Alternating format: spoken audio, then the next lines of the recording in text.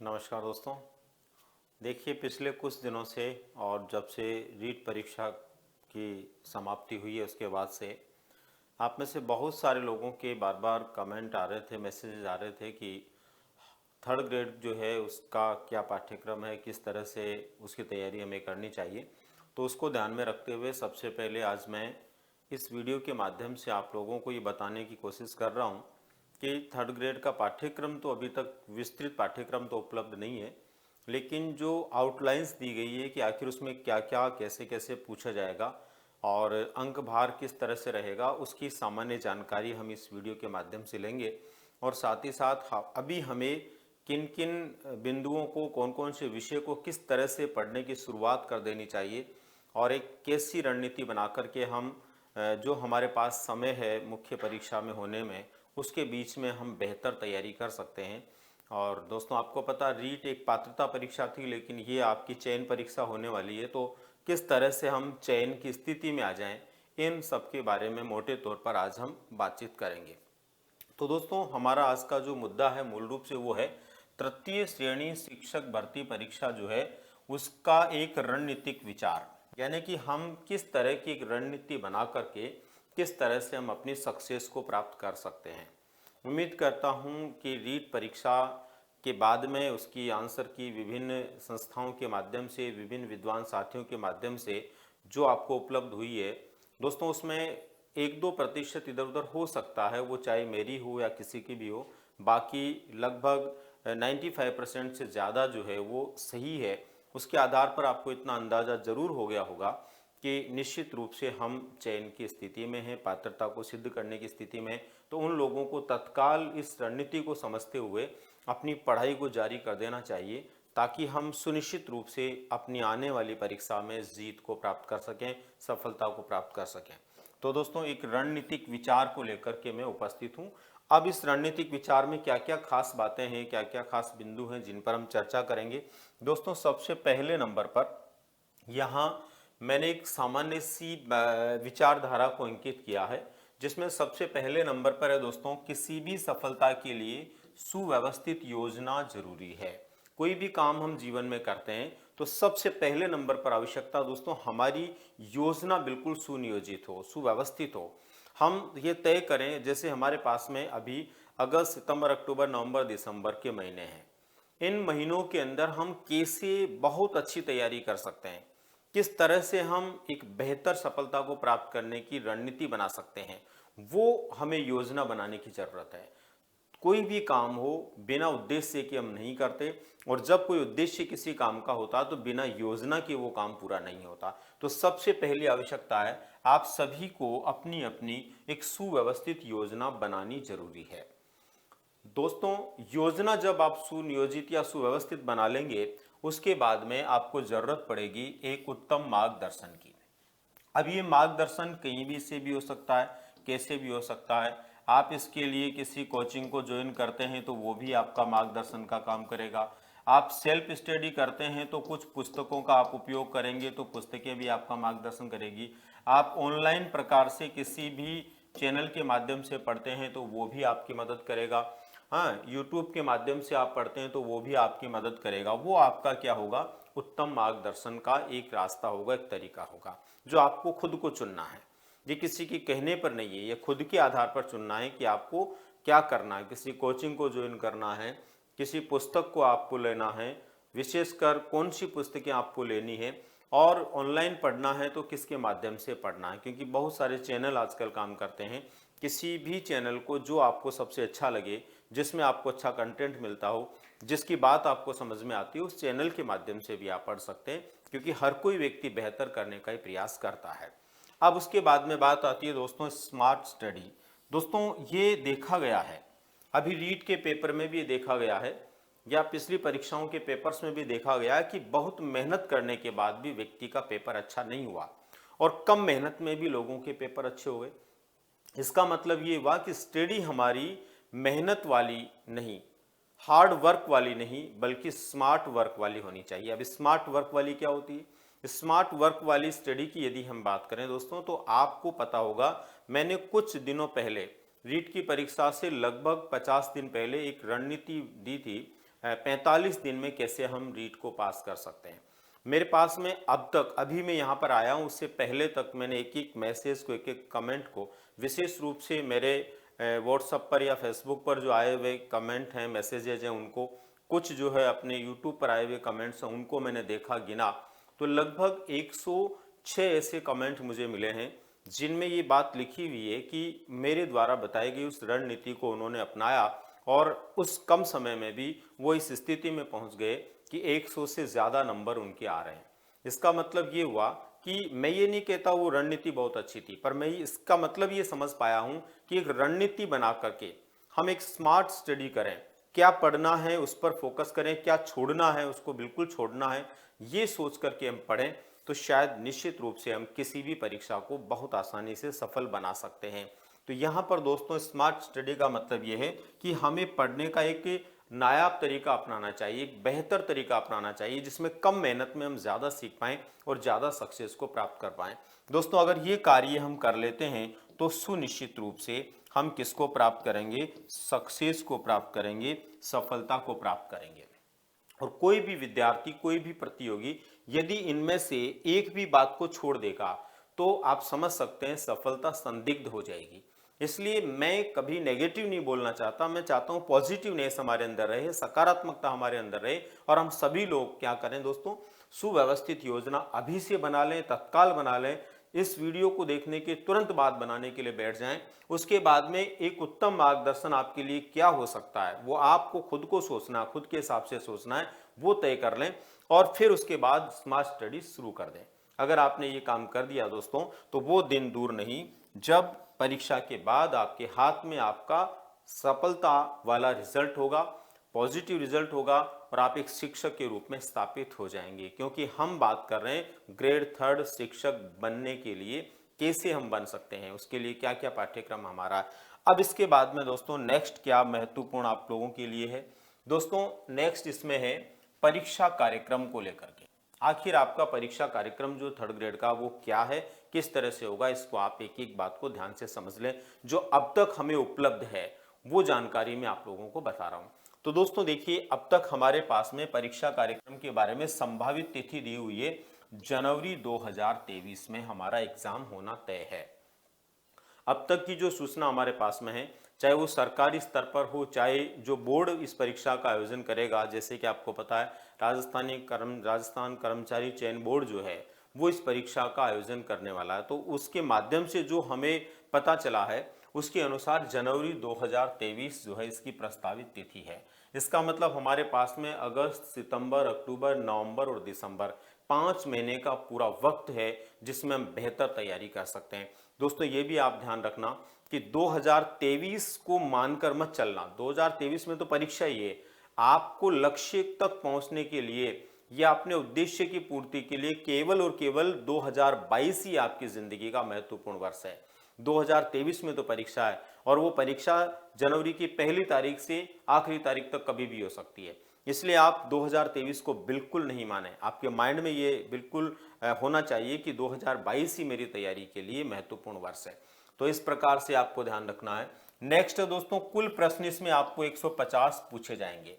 यहाँ रीट में भी आपको 150 ही प्रश्न पूछे गए हैं, वहां पर भी 150 पूछे जाएंगे, लेकिन फर्क है, रीट में एक प्रश्न 1 नंबर का था, यहां पर एक प्रश्न 2 अंक का होगा, इसलिए कुल अंक यहां पर कितने होंगे? 300 होंगे। कुल अंक यहां पर कितने होंगे? 300 होंगे। अब दोस्तों समय कितना मिलेगा हमें परीक्षा में? तो समय बिल्कुल 150 प्रश्नों को करने के लिए आपको वही 2.5 घंटे का मिलेगा। 2 घंटे 30 मिनट का समय आप लोगों को परीक्षा के लिए मिलेगा। इसका मतलब 150 प्रश्नों के लिए आपको 150 मिनट ही मिलने वाले हैं। जैसे रीट के लिए 150 प्रश्नों में 150 मिनट थे, यहाँ पर भी वही 150 मिनट आपको मिलने वाले हैं। उसमें भी 10-5 मिनट हमारी पूर्तियां जो होती है, प्रारंभिक पूर्तियां, उनमें चले जाते हैं, तो हमारे पास में लगभग 140 मिनट का समय यहाँ पर है। अब इसके बाद दोस्तों देखिए प्रश्नों का प्रकार क्या होगा, तो आपको पता ही है बहुविकल्पी प्रश्न हमें यहाँ पर पूछे जाते हैं। वस्तुनिष्ठ प्रकार के प्रश्न सामान्यतया इस तरह के कंपटीशन में पूछे जाते हैं। तो ये प्रारंभिक जानकारी हमें होनी चाहिए, ये हमें पता होना चाहिए, पता रखना है कि इस तरह से हमारी ये रणनीतिक जो बनेगी आपकी, या आप जो है अपनी योजना बनाएंगे, उसमें ये सारी चीज़ें मेंशन होनी चाहिए कि मैं कौन सी तारीख के लिए, कितने प्रश्नों के लिए, कितने अंकों के लिए, कौन से प्रकार के प्रश्नों के लिए तैयारी कर रहा हूँ।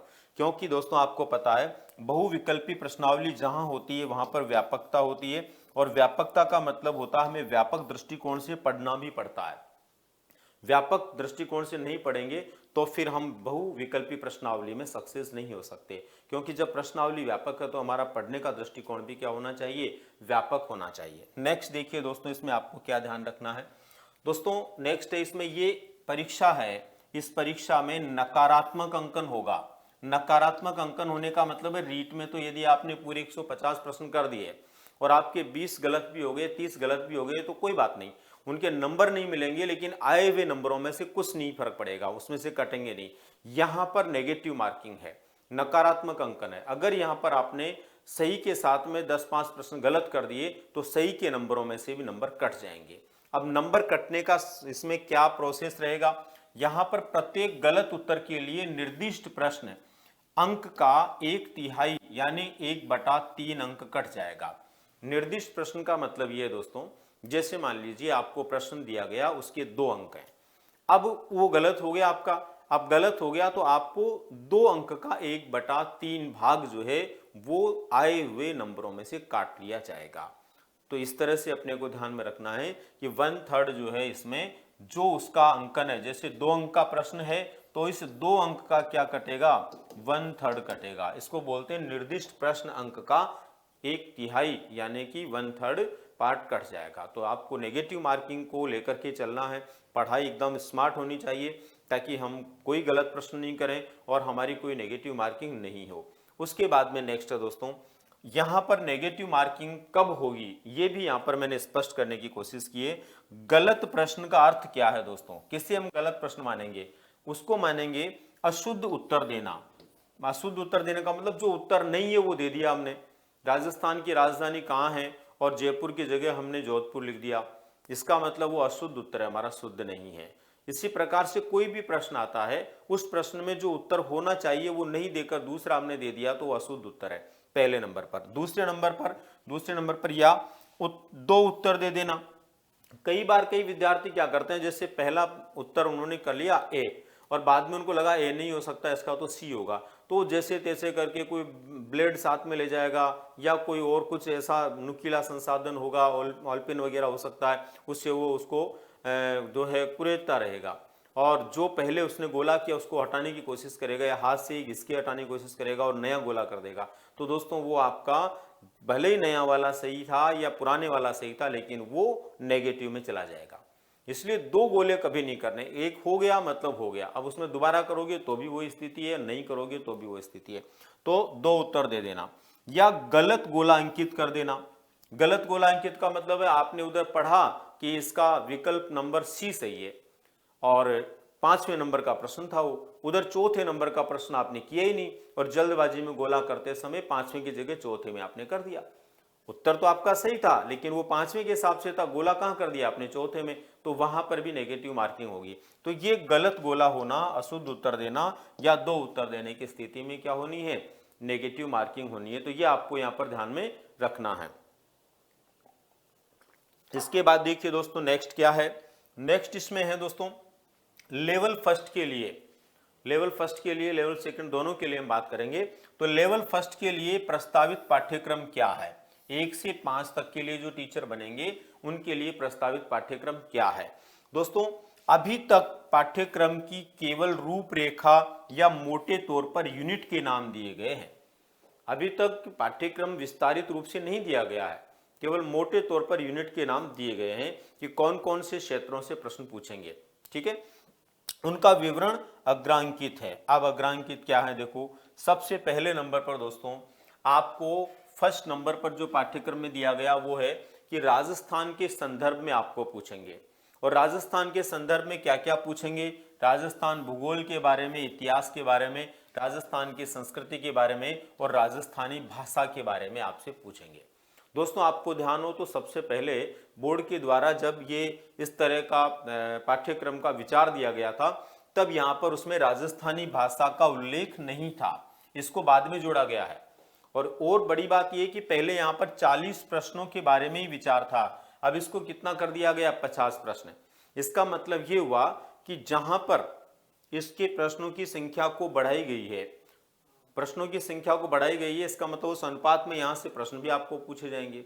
जहां पहले यहां पर मात्र जो है 90 अंक का विचार था, उसको कितना कर दिया गया है, यहां पर 100 अंक का कर दिया गया। यहां पे शायद 45 थे, पहले 45 थे और 45 प्रश्न थे और 90 अंक थे। अब इसको 50 कर दिया, मतलब 5 प्रश्न बढ़ाए, 5 प्रश्न बढ़ाए और कितने अंक बढ़ा दिए, 10। तो ये 10 किसके लिए बढ़ाए, राजस्थानी भाषा के लिए। तो ये आपको ध्यान रखना, कंफ्यूज नहीं होना। तो यहां पर ये इसमें नया बढ़ाया गया, तो 50 प्रश्न आएंगे, कितने अंक के आएंगे, 100 अंक के आएंगे। ठीक है, इसके बाद में दूसरे नंबर पर देखिए राजस्थान जीके।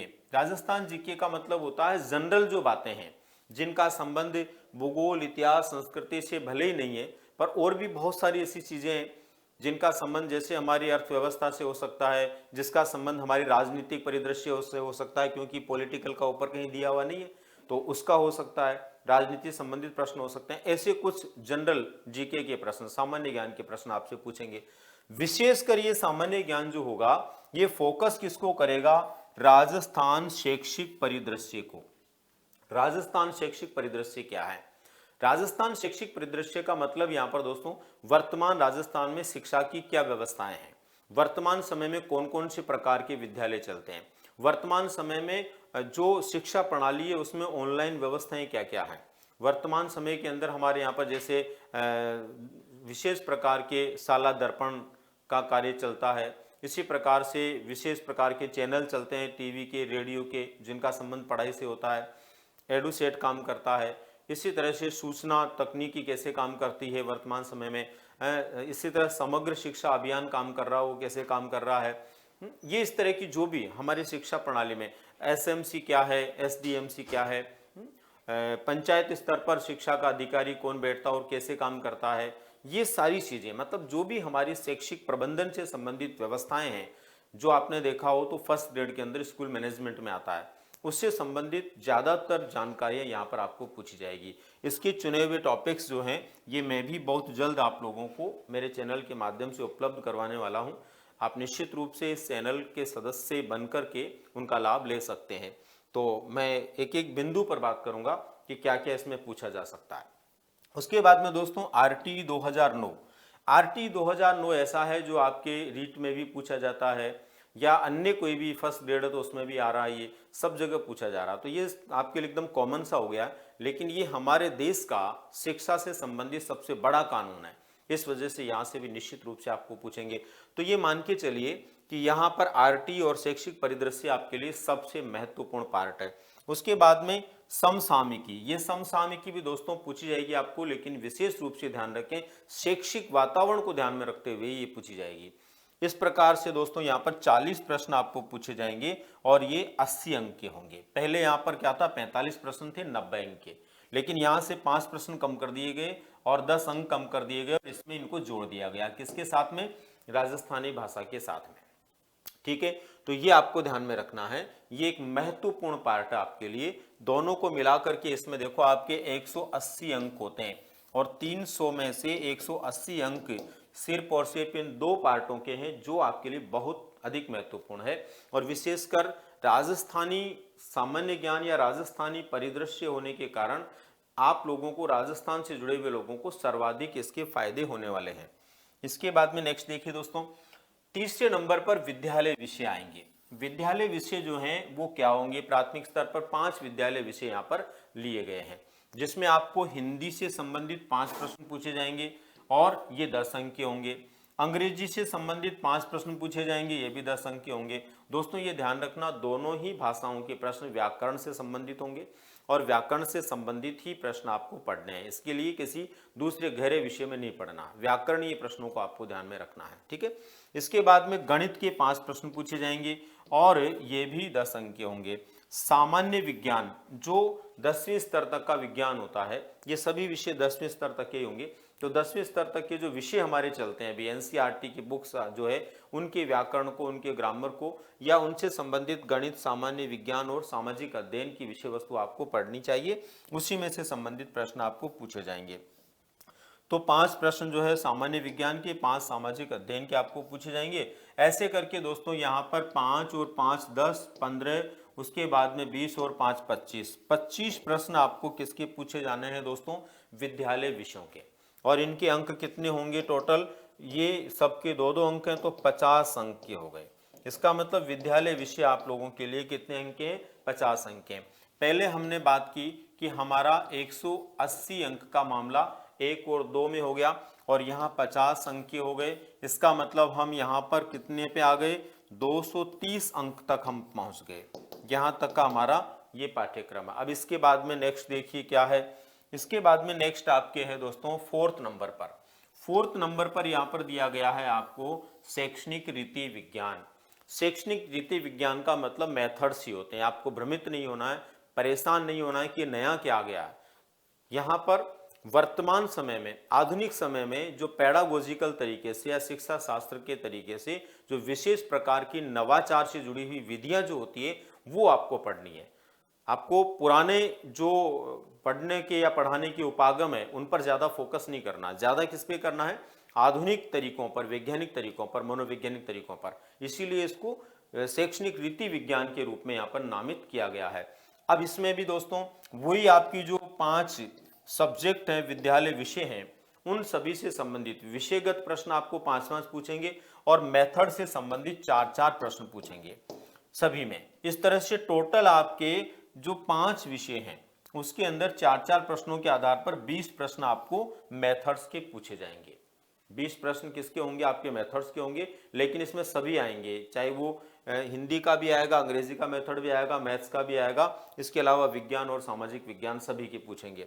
और टोटल दोस्तों इनके अंक होंगे कितने, 40 अंक के ये होंगे। इस तरह से दोस्तों अब तक हम बात कर रहे थे पीछे 230 अंक की। अब इसके अंदर कितने अंक और आपके और जुड़ गए, यहाँ पर 40 अंक। तो यहाँ तक हमारे कितने हो गए, 270 अंक का मैटर हो गया ये, ठीक है। अब इसके बाद में नेक्स्ट आता है दोस्तों, लास्ट में क्या दिया हुआ है, लास्ट में आपके है शिक्षा मनोविज्ञान। यहाँ पर आपको ध्यान रखना, शिक्षा मनोविज्ञान का वेटेज थोड़ा कम कर दिया गया है। उसकी जगह यहाँ पर जो है मेथड्स का वेटेज बढ़ा दिया गया है और शैक्षिक प्रबंधन एक नई विषय वस्तु शैक्षिक परिदृश्य के रूप में जोड़ दी गई है, जो भी एक प्रकार से जो है आपके लिए महत्वपूर्ण विषय वस्तु है। उसमें भी आरटी लगभग आप साइकोलॉजी के क्षेत्र में पढ़ते आए हैं। तो यहाँ पर देखिए 10 प्रश्न ही रख दिए गए हैं और 10 प्रश्न कितने अंक के, 20 अंक के। इसमें आपको क्या पढ़ना है, जो सेकंड ग्रेड के अकॉर्डिंग साइकोलॉजी का पाठ्यक्रम है उस पे आपको फोकस करना है। लगभग सेकंड ग्रेड का या रीट का पाठ्यक्रम आपने पढ़ रखा है, पढ़ लिया है, तो उसमें 5वीं यूनिट से पहले के जो भी टॉपिक हैं, अंतिम यूनिट है वो आपकी शैक्षिक परिदृश्य में पूछी जाएगी। लेकिन उससे पहले के जो टॉपिक हैं वो टॉपिक जो है आपको पढ़ने हैं शिक्षा मनोविज्ञान के लिए, और उनको रिवाइज करना है 1-2 बार, जो आपने ऑलरेडी पढ़ा है रीड के समय, बस उसमें से आपको 10 प्रश्न पूछ ले जाएंगे। तो 20 अंक के ये होंगे, जो आपके लिए बहुत सामान्य हो गया, क्योंकि पढ़ते पढ़ते आप लोग बहुत कुछ सीख चुके हैं। इसके बाद में 5वां और अंतिम पार्ट है सूचना तकनीकी। दोस्तों वर्तमान समय में विद्यालय व्यवस्थाओं में शैक्षिक की जो हमारा परिदृश्य उसमें सूचनाओं का आदान प्रदान कैसे होता है, सूचना तकनीक कैसे काम करती है सरकार से लेकर विद्यालयों तक और सामान्य सामाजिक वातावरण में, उसको लेकर के आप अवेयर हैं कि नहीं है। वर्तमान समय के अंदर जो चल रहा है, जो इनोवेशंस हो रहे हैं, जो नवाचार हो रहे हैं, उनके प्रति आप जागरूक हैं या नहीं है, इसको ध्यान में रखते हुए आपको 5 प्रश्न पूछे जाएंगे 10 अंक के। तो दोस्तों यहां तक टोटल हमारे प्रश्न कितने हो गए, 150, और अंक कितने हो गए, 300। इस तरह से दोस्तों 150 प्रश्न आपको 300 अंकों के लिए पूछे जाएंगे लेवल फर्स्ट में। अब बात आती है इन सभी के लिए विस्तृत पाठ्यक्रम अभी हमारे पास में नहीं है, तो क्या करें। तो दोस्तों जो टॉपिक, जो बिंदु हमें कॉमन लगते हैं कि भूगोल पूछा जाएगा, तो इसका मतलब है कि राजस्थान जो है उसका प्रारंभिक भौगोलिक वातावरण कैसा है, या यूं कहें कि भौगोलिक खंड कौन कौन से हैं, राजस्थान के बारे में ये जरूर पूछेंगे। यहाँ पर अरावली पर्वतमाला अपने आप में महत्वपूर्ण है, मरुस्थल महत्वपूर्ण है, मैदान महत्वपूर्ण है। तो आप समझ सकते हैं दोस्तों, मेरा मतलब ये है कि जो खास बातें हैं, जो अनिवार्य रूप से राजस्थान भूगोल जहाँ भी आता है वहाँ पर वो टॉपिक तो होते ही हैं, उनका आप चुनाव कर सकते हैं और उनका चुनाव करके उनकी स्टडी आपको शुरू कर देनी चाहिए। कुछ ऐसे भी बिंदु हो सकते हैं जो आप चुनाव नहीं कर पाए, तो जब विस्तारित पाठ्यक्रम आएगा तब उनको आप पढ़ सकते हैं। उससे पहले समय खराब करने की जगह उन सबको पढ़िए। राजस्थान इतिहास में कौन कौन से क्षेत्र हैं जहां से तो जरूर इतिहास के प्रश्न आते आते हैं, पूछे ही जाते हैं, उनको आप पढ़ना शुरू कर दीजिए।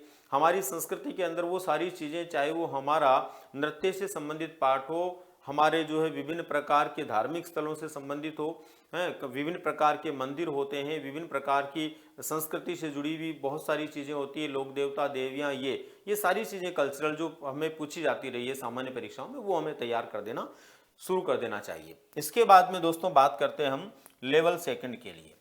लेवल सेकंड के लिए प्रस्तावित पाठ्यक्रम जो है उसकी रूपरेखा जिन यूनिट के प्रश्न पूछे जाने हैं अग्र अंकित है, यानी कि उसी प्रकार से इसमें भी किया गया। जैसे फर्स्ट लेवल में है उसी प्रकार से सेकंड लेवल में। सेकंड लेवल में थोड़ा सा अंतर है, जहां पर फर्स्ट लेवल के अंदर आप लोगों को 5 विषय पूछे जाएंगे विद्यालय के, वहां पर यहाँ 5 विषय नहीं होकर के जिस विषय के टीचर आप बनेंगे उसी से आपको पूछा जाएगा। जैसे साइंस मैथ के बनेंगे तो साइंस मैथ पूछा जाएगा, एसएसटी के बनेंगे तो केवल एसएसटी पूछा जाएगा। इस तरह की व्यवस्था यहाँ पर की गई है। इसमें भी दोस्तों वही 150 प्रश्न होंगे और इसके अंदर भी वही 300 अंकों का जो है अंक बाहर होगा। ये दोनों के लिए कॉमन है। वही 2.5 घंटे यहाँ पर जो है परीक्षा के लिए समय होगा और वही हमारा जनवरी 2023 का महीना इसके लिए क्या है, प्रस्तावित है। अब इसके बाद में नेक्स्ट देखिए, इसमें दोस्तों राजस्थान के संदर्भ में वही पहला यूनिट उधर है, वही सेम इधर है, वही भूगोल है, वही इतिहास है, वही संस्कृति और वही राजस्थानी भाषा है। इसके लिए यहाँ पर 40 प्रश्न है और कितने अंक के, 80 अंक के हैं। 40 प्रश्न आपको पूछे जाने हैं, 80 अंक के। पहले ये 35 प्रश्न और 70 अंक यहाँ पर थे। अब इसमें 5 प्रश्न बढ़ा दिए गए, राजस्थानी भाषा इसमें जोड़ी गई है जो फर्स्ट लेवल में जोड़ी गई है सेम, और उसके 5 प्रश्न यहाँ पर बढ़ाए गए हैं और 10 अंक बढ़ाए गए, इसलिए कितने हो गए, 40 और 80। इसके बाद में दूसरा भी वही है सेम, राजस्थान सामान्य ज्ञान, राजस्थान जीके में वही दोस्तों जो हम बात कर रहे थे, पॉलिटी से संबंधित कोई जानकारी हो सकती है, अर्थशास्त्र से संबंधित कोई जानकारी हो सकती है, कॉमन बातें जो हमारे भूगोल इतिहास संस्कृति से हट करके है वो यहाँ पर पूछी जा सकती है। उसके बाद में वही शैक्षिक परिदृश्य, वही स्कूल मैनेजमेंट से संबंधित सारी जानकारियां जनरली जो अभी हम बात कर रहे थे लेवल फर्स्ट के संदर्भ में, सेम वही चीजें वैसी की वैसी आपको इधर भी पूछी जाएगी। और वही आरटी 2009 यहाँ पर भी आपके लिए महत्वपूर्ण है। इसके अलावा वही समसामयिकी घटनाएं यानी करंट अफेयर्स जो है जनरली आप पढ़ते हैं वो। तो दोस्तों इसके लिए 25 प्रश्न यहाँ पर आपको पूछे जाएंगे और ये 50 अंक के होंगे। इसका मतलब ये आपको ध्यान रखना है कि यहाँ पर आप लोगों के ये 130 अंक का मामला है। वहीं पर लेवल फर्स्ट के अंदर ये दोनों टॉपिक जो हैं, दोनों यूनिट जो हैं वो 180 अंक के थे। यहाँ पर ये कितने हैं, 130 के, क्योंकि आपको यहाँ पर जो विषय पूछा जाएगा उसमें अंक बढ़ाए गए हैं, उसके लिए विशेष अंकों की व्यवस्था की गई है, क्योंकि यहाँ पर विषय अध्यापक के रूप में आप स्थापित होंगे। तो दोस्तों यहाँ पर तीसरा महत्वपूर्ण आपके लिए है, जो सर्वाधिक महत्वपूर्ण भी आप मान सकते हैं, विद्यालय विषय। विद्यालय विषय देखो यहाँ पर भाषाएं हैं, जैसे हिंदी है जो हिंदी का शिक्षक बनेगा, संस्कृत है जो संस्कृत का बनेगा, और अंग्रेजी है जो अंग्रेजी का बनेगा उससे संबंधित। उसके बाद में सामाजिक विज्ञान का शिक्षक है, उसके लिए सामाजिक विज्ञान की विषय वस्तु, और जो साइंस का होगा उसको दोनों पढ़ने पड़ेंगे, विज्ञान और गणित। विज्ञान और गणित दोनों आएंगे उसके कॉमन, जैसे अभी रीट में पूछे जाएंगे वैसे ही आधे प्रश्न विज्ञान के होंगे, आधे गणित के होंगे। दोस्तों यहाँ पर आपको 60 प्रश्न पूछे जाएंगे, यहाँ पर आपको 60 प्रश्न पूछे जाएंगे और ये प्रश्न होंगे 120 अंक के। 60 प्रश्न कितने के होंगे, 120 अंक के होंगे। दोस्तों यहाँ पर देखिए संबंधित विषय की शैक्षणिक रीति यानी वो ही मेथड्स, यहाँ पर भी ये क्या है, मेथड्स हैं। और मेथड्स आपको जो पूछे जाएंगे दोस्तों विज्ञान गणित के, ये शिक्षा शास्त्र के रूप में ये 10 प्रश्न होंगे। यहाँ पर मेथड्स के कितने होंगे, 10। आपको पता है कि हम लेवल फर्स्ट की जब बात कर रहे थे वहां पर 20 प्रश्न मेथड के आएंगे 5 अलग अलग विषयों से। यहाँ पर केवल 10 प्रश्न आएंगे आपके, जो विषय आपका होगा, भाषाओं में से कोई विषय आप ले रहे हैं उसके शिक्षक बन रहे हैं तो उसका होगा, एसएसटी के बन रहे हैं तो उसका होगा, और आप विज्ञान गणित के बन रहे हैं तो उसका होगा। यहाँ पर 10 प्रश्न आपको मेथड के पूछे जाएंगे 20 अंकों के। ऐसे करके दोस्तों यहाँ तक आपके जो अंक हो गए, पिछले पार्ट के अंदर 130 अंक हो गए थे, यहाँ पर 120 अंक आपके विषय के हो गए और 20 अंक आपके यहाँ पर किसके हो गए, मेथड्स के हो गए।